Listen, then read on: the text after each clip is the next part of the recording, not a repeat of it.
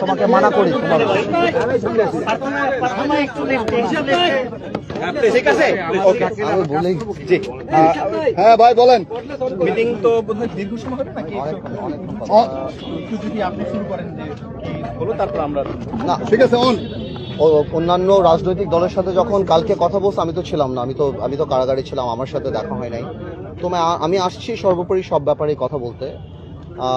এই যে interim government যে হচ্ছে এই ব্যাপারে কথা তো হয়েছেই, আমরা জানতে পারছি যে ইন্টারিম গভর্নমেন্ট হবে এবং ইউনূস সাহেব প্রধান, এটা তো মোটামুটি সর্বসম্মত। ইউনূস সাহেব প্রধান এই ব্যাপারগুলি ছাড়াও আমার কথার মধ্যে যেসব ব্যাপার প্রাধান্য পেয়েছে সেটা হলো যে দিস ভায়োলেন্স মাস্ট স্টপ। আমি যেটা রাষ্ট্রপতি বলেছি যে উনি গার্ডিয়ান টু দ্য কনস্টিটিউশন এই মুহূর্তে, এবং ওনার নর্মাল সময়ের চেয়ে ওনার এখন দায়িত্ব অনেক বেশি। এবং এই যে মারামারি লুট যেই ঘটনাগুলি ঘটছে সেই জিনিসটাকে যেভাবে হোক বন্ধ করতে হবে। দ্বিতীয়ত মাইনরিটিদের উপর, হিন্দু সম্প্রদায়ের উপর বিভিন্ন জায়গাতে যে অত্যাচার নিপীড়নগুলি চলছে সেই জিনিসগুলি বন্ধ করতে হবে। পুলিশকে দেখুন, সব পুলিশ তো আর খারাপ না, সব পুলিশ দলীয় হয় না। ছোট ছোট পুলিশ অফিসাররা তারা চাকরি করে, তারা তো আর কিছু জানে না। এটাই বলেছি, যেভাবেই হোক পুলিশকে তার দায়িত্বে ফেরত আনতে হবে।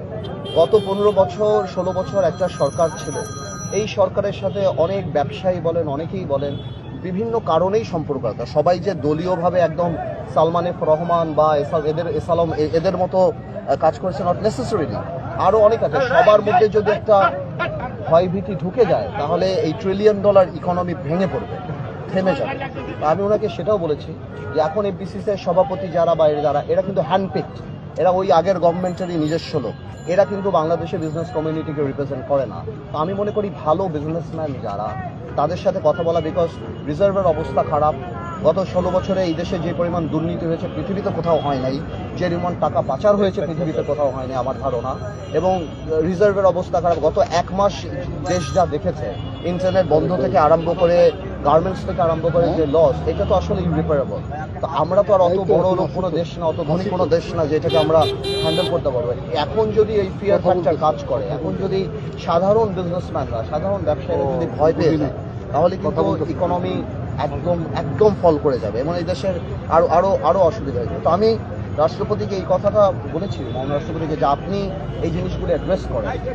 এই আগের যারা সভাপতি সেক্রেটারি যারা, এগুলি সব হ্যান্ডপিক, এগুলি না।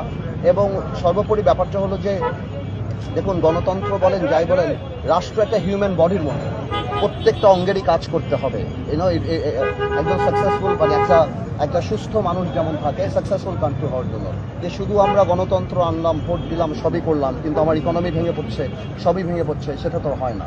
তো এই সব আনুষাঙ্গিক যে ব্যাপারগুলি, এগুলি আমি রাষ্ট্রপতিকে বলেছি যে আপনার এখন যেই দায়িত্ব, আপনি যে দায়িত্ব নিতে পারেন নিজ থেকে, সেটা আসলে আপনার নেওয়া উচিত। এবং এই কানেক্টিভিটি সাধারণ মানুষের সাথে আপনার এখন সেটা হচ্ছে যে এই যে ইন্টারিম সরকার, এই সরকারে আপনাদের কোনো পরামর্শ নাম আপনাদের পক্ষ থেকে না, আসলে তো আমি আজকের দিনে যদি আমাকে জিজ্ঞেস করেন, এই জিনিসটা আসলে এখন আর এটা ম্যাটার করে না, বিকজ এখন তো ইউনূস সাহেব হয়ে যাচ্ছে। আর বৈষম্য বিরোধী ছাত্র আন্দোলনে যারা ছিলেন ওনারাও তো খুব সিগনিফিকেন্ট কাজ করেছেন। আমরা হয়তো যেটা 17 বছর আন্দোলন করে কাঙ্ক্ষিত লক্ষ্যে পৌঁছাতে পারিনি, ওনারা করেছেন। তো ডেফিনেটলি ওনাদের একটা স্টেক থাকবে, ওনাদের একটা সে থাকবে। আমার বিশ্বাস এটা রাষ্ট্রপতি বলেন বা ইউনূস সাহেব যিনি আসবেন, ওনারা বসে একটা ব্যালেন্স ক্রিয়েট করে ফেলতে পারেন। সো আমার ধারণা ওই জিনিসটা ওভাবেই হোক। বাট আমি মনে করি আরেকটা ব্যাপার কথা বলেছিলাম, এটা খুব করে বলো, আমলাদের ব্যাপারটা। হ্যাঁ, আমি বলেছিলাম যে এই 15 বছর চাকরির কারণে অনেক আমলা দেখা গিয়েছে অতি আওয়ামী প্রেমীও ছিল, আবার অনেক প্রফেশনালও ছিল। এখন দেখা যাচ্ছে যে তাদের মধ্যে একটা ভীতি দাঁড়াচ্ছে। তো আমলাদেরকে যদি আপনি এই কমফোর্ট জোনে না আনেন, তাহলে কিন্তু সরকারি অফিস চলবে না এবং কোনো কাজই হবে না। তো আমার কথাগুলি শুধুমাত্র রাষ্ট্র জানি এই 3 মাস 4 মাস যাই হয়, আমরা কখনো বলতে পারি না যে কোনো ধরনের ধাক্কা না খায়, রাষ্ট্রের যেন ইকোনমি না হয়, মানুষের যেন কোনো অসুবিধা না হয়। আমার কথাগুলি বেসিক্যালি তার উপরে। আর বাকি যারা আছে, আমরা যখন জেলে ছিলাম তখন তো কথা হয়েছে। শপথ মনে হয় কালকে না, হ্যাঁ, তো কালকেই তো আমরা দেখতে পারবো। আমরা যদি অবশ্যই তো আমরা তো ইনভাইটেড, আমরা আসলে আমরা দেখতে পারবো। বাট শপথ হোক, একটা নতুন সরকার হোক, ভালোভাবে কাজ হোক, কিন্তু রাষ্ট্রপতির জায়গাটা এই ধরনের সিচুয়েশন অনেক ক্রুশাল। হ্যাঁ, ইভেন যে সময়ের কথা বলা হচ্ছে ইন্টারিম গভর্নমেন্টের সময়, জি। কেউ বলছে 3 মাস, কেউ 6 মাস, আবার আমরা শুনতে পাচ্ছি যে যিনি দায়িত্ব নেবেন তার একটা চাওয়া আছে, একটা দীর্ঘ সময় না হলে রিফর্ম করা সম্ভব না, না। আপনাদের কি কোনো না, আমাদের কথা দেখুন, আমরা তো চাই, আমরা তো গণতান্ত্রিক পার্টি, আমরা তো পলিটিক্স করি, আমরা তো চাই নির্বাচন হবে, দেশ গণতন্ত্রের মতো চলবে।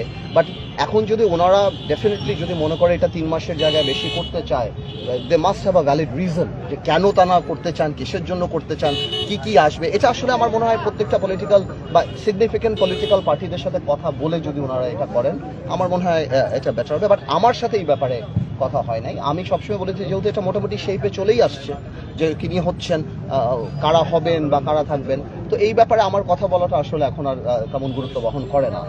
আনুষঙ্গিক আপনারা ভালো করে জানেন সারা বাংলাদেশে কি হচ্ছে, এই জিনিসগুলিকে জানি কিভাবে স্টপ করা যায়, এই ব্যাপারে আমি রাখতে চাই। গতকালকে সাবেক ভিপি নূরও কিন্তু বলেছেন যে অন্তত 5 বছরের যদি পাওয়া না যায়, সময় পাওয়া না যায়, তাহলে কিন্তু মানে এই 15 বছরের যে জঞ্জাল বা দুর্নীতি এই সব ওভারকাম করা যায় না, না। দেখুন, আপনি একজন রাজনীতিবিদ হিসেবে কি মনে করেন আসলে একটু বলবেন? না, দেখুন, আমি আপনাকে বলছি যে 5 বছর বা 8 বছর 10 বছর না, প্রশ্নটা হলো কি আপনি যেই পরিবর্তনগুলি আনতে চান সেগুলি সাংবিধানিক পরিবর্তন। এখন এটা কি আপনি অর্ডিন্যান্স করে পরবর্তী সরকার দিয়ে ঠিক করবেন, না পরবর্তী সরকার কাউকে না কাউকে তো আমরা বিশ্বাস করতে হবে। তো সেই ক্ষেত্রে আমার মনে হয় ছাত্রদের বা আমাদের রাজনীতিবিদদের মাঝখানে একটা সেতু বন্ধন হওয়া উচিত, যেখানে তাদেরটা আমাদেরটা সবকিছু দেয়, তাদের ডিমান্ডও ভ্যালিড 100%। প্রবলেমটা হলো এক্সিকিউশনের ওয়েটা কিরকম হবে সেটা নিয়ে আমরা চিন্তা করি। বাট আমার সাথে এখনো ছাত্রদের কথা হয় নাই, সো এই কারণে I am not in a position to comment যে আমি কিভাবে বলবো।